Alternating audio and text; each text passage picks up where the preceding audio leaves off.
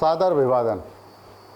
इस बार भी केंद्र में एनडीए की सरकार भले ही बन गई हो, लेकिन सीतापुर में भाजपा के बड़े नेता राजेश वर्मा हैट्रिक लगाने में नाकाम रहे हैं।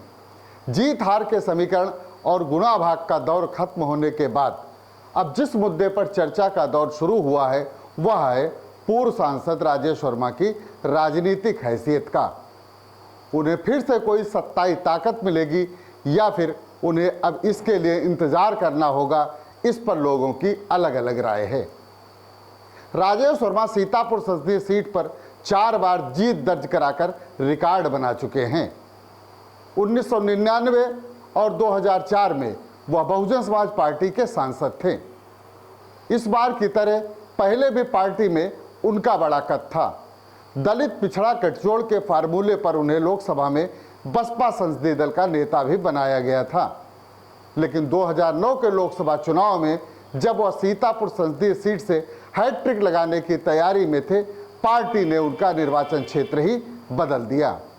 उन्हें धौरारा लोकसभा सीट से चुनाव लड़ने का फरमान सुनाया गया। पार्टी हाईकमान के निर्देश पर वह अनमने मन से धौरारा गए लेकिन वहां उन्हें जीत नहीं बल्कि पराजय का जनादेश स्वीकार करना पड़ा। यह उनका तीसरा चुनाव था जिसमें उन्हें सांप सीढ़ी के खेल की तरह एकदम अर्श से फर्श पर आना पड़ा।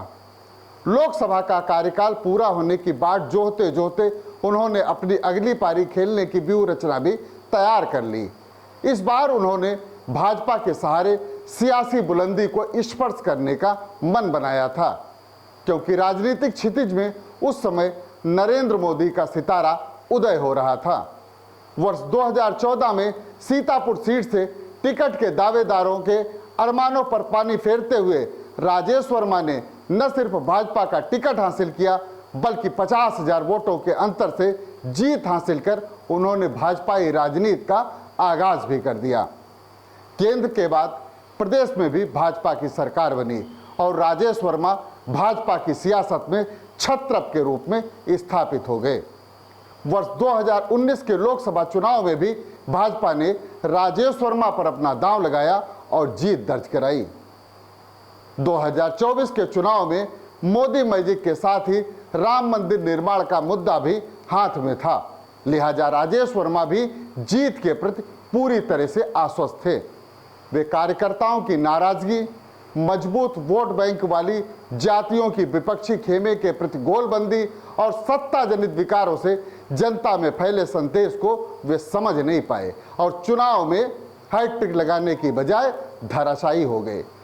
यह उनका फिर लगातार तीसरा चुनाव था जिसमें उन्हें दोबारा शिकस्त उठानी पड़ी, पहले वर्ष 2009 में और इस बार वर्ष 2024 में। लोकसभा चुनाव पराजित होने के बाद राजेश वर्मा के राजनीतिक भविष्य पर चर्चाएं भी तेज हो गई हैं।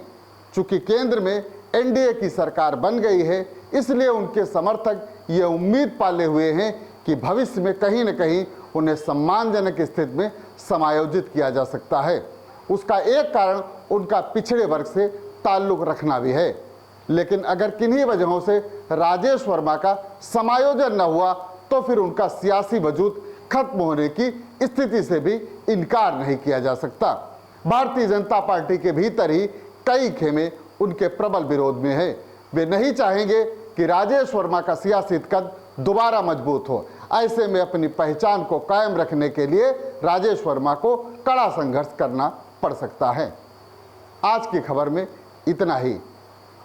आप हमारे YouTube चैनल UBTV को लाइक और सब्सक्राइब करना कतई न भूलें। धन्यवाद।